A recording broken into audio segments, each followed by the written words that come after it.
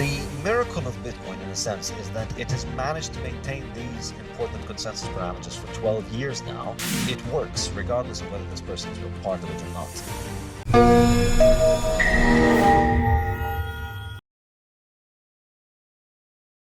Okay, so I don't know what those are, the consensus parameters. Can you tell me what those are? What does that mean?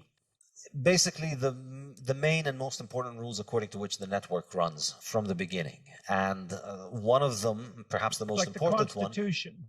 Yes, it's like the Constitution, and perhaps the most important one is the number of coins that are generated. So we have a very strict and clear schedule of how many coins are going to be produced every day, essentially in perpetuity. And if you abide by these consensus rules, then your computer can be in sync with the rest of the network, and you're in consensus with the network, and you can buy and sell coins, and you can transact coins on the network. But if you try and break those consensus parameters, you leave the coin. So the miracle of Bitcoin, in a sense, is that it has managed to maintain these important consensus parameters for 12 years now, and it continues to get increasingly more ossified every day. Bitcoin is the most conservative thing in human history, probably.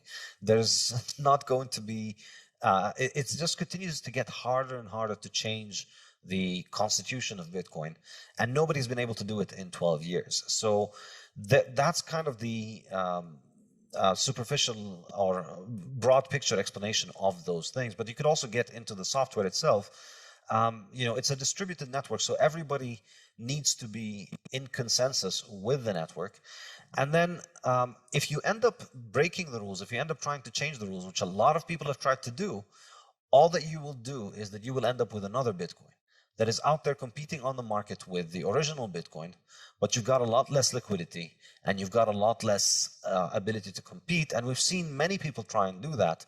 And all that has happened is that their coins have continued to change their consensus parameters, because once you break once you break your duck once, then it just becomes much easier to do it.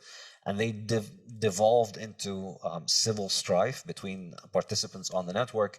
And of course, they lost economic value, and the value of the network is essentially dissipated close to zero.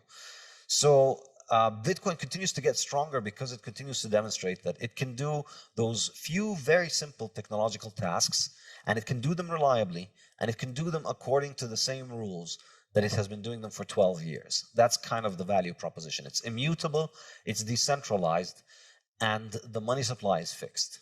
So that's kind of a big deal if you put all of these all together.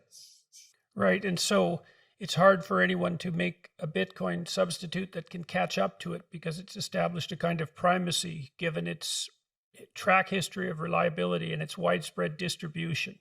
That's part of the argument for its primacy. Yes, but I think it's more than that. It's not just, Coca-Cola and Pepsi catching up to one another, or McDonald's and Burger King. There is a fundamental issue here, which is that what you would want the most in this kind of digital currency, because after all, this is all numbers and ones and zeros, and programmers can change it. And so if your programmers can change the consensus parameters of the network, which basically all the other digital currencies can do at will, the other digital currencies, they have these hard forks which change the consensus parameters quite frequently, and particularly the successful ones, because the way that they managed to get successful was essentially through active management. And so they're more like companies rather than private protocols.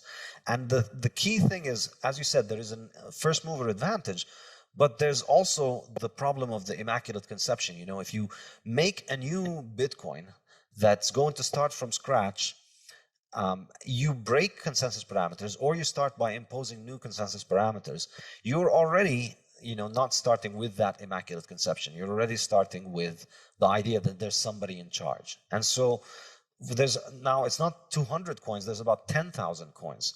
And if you've heard about any of them other than Bitcoin, it's because there's a small group of people that have been behind them. And so that, as far as I'm concerned, makes it highly unlikely that they would have a monetary role, because at the end of the day, what you appreciate about Bitcoin, what makes me pay attention to Bitcoin, is that it is neutral money that nobody can control.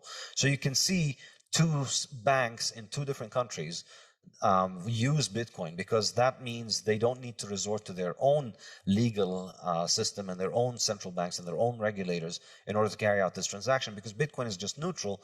They know, it's like the engine, you click the right buttons and then the right smoke comes out and it does the right transaction that you want. Okay, so I'm going to recapitulate that for a moment. So, because there's something in there too that's quite difficult to grasp, quite difficult to believe, apart from the fact that the technical aspects are rather impenetrable for an outsider.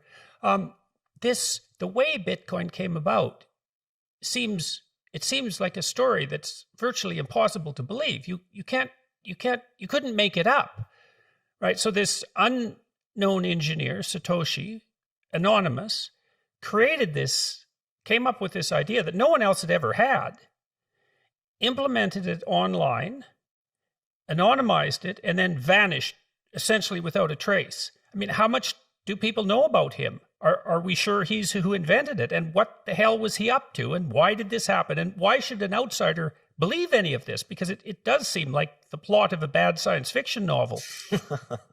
I will confess that I did used to think about this in similar terms, but I'll say this.